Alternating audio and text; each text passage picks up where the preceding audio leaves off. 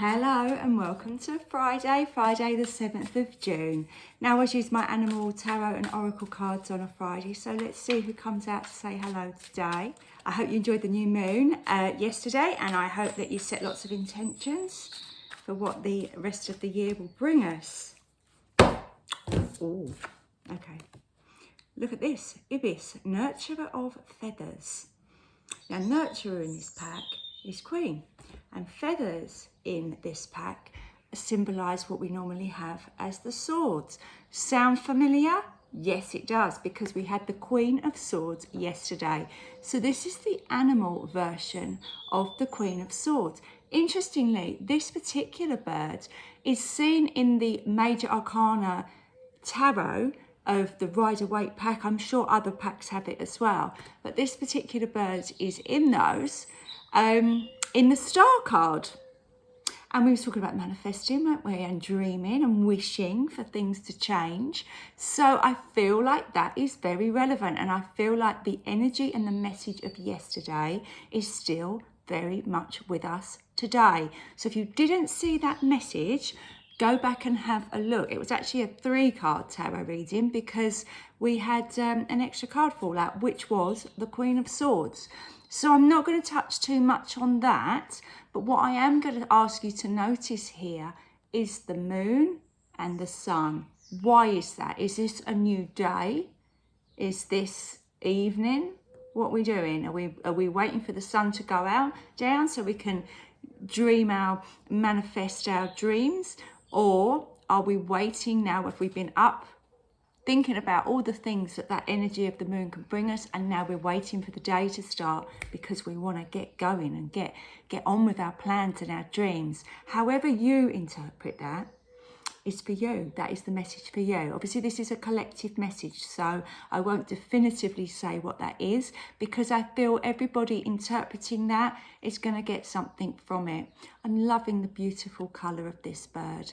So and you know, I get that they are sitting on a rock in the middle of the ocean and there's nobody else around. That's very Queen of Swords, isn't it? But there's a reason for it. I feel that was to gain the clarity of mind that is being offered here.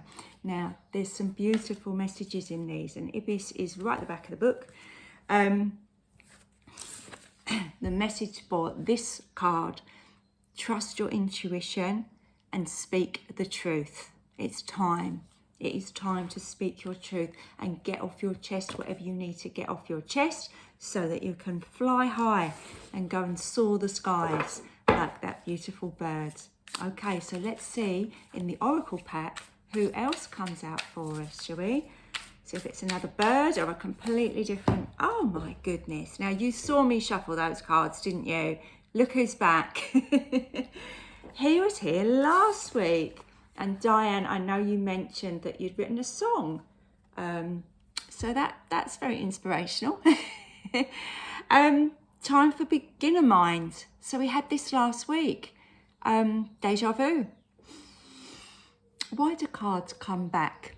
I always find that's amazing. Given the amount of cards in this pack, that you shuffle and shuffle and the same card comes out again.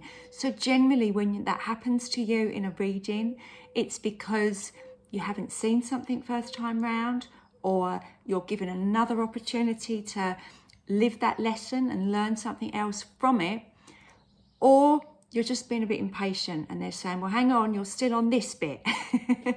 And because this has come out again and it's a beginner mind, I feel I want to say to you, don't be too upset if whatever you started to do as a beginner mind last week when this card came out, you haven't mastered it yet. Sometimes things take more than a week. And believe me, that's something that I've needed to learn. We all get frustrated, don't we? That we're not immediately experts in our field when we're starting something new.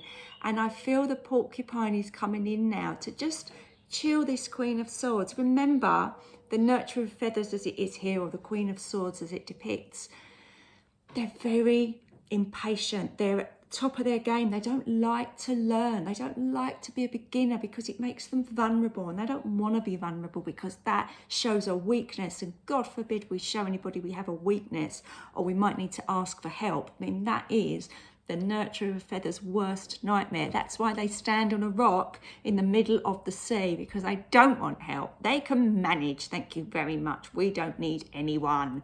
Sound familiar? Okay, yes, me too. So porcupine's coming in just to maybe get us a little bit grounded. He is low to the ground, isn't he? It's just like he's seeing things from a different perspective. You can't learn to fly until you've mastered the basics.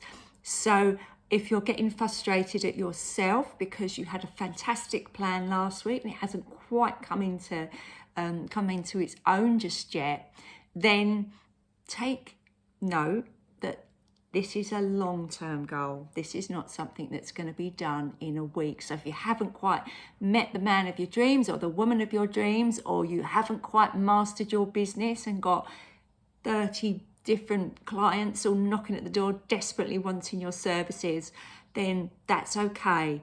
We're happy to do things at a bit of a slower pace, just like our porcupine, just so that we can get things right, really. Rushing in and making mistakes is not where we want to be, because that will be more frustrating in the long run. Okay, I love it. I do love it when cards come out.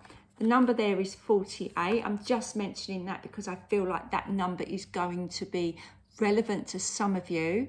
I feel like that might be the age of somebody that's either coming into your life, or maybe your age, or perhaps you've even made a plan that by the time I'm 48, I'm going to be doing this, this and this. Perhaps it's a 5-year or a 10-year or a 1-year plan.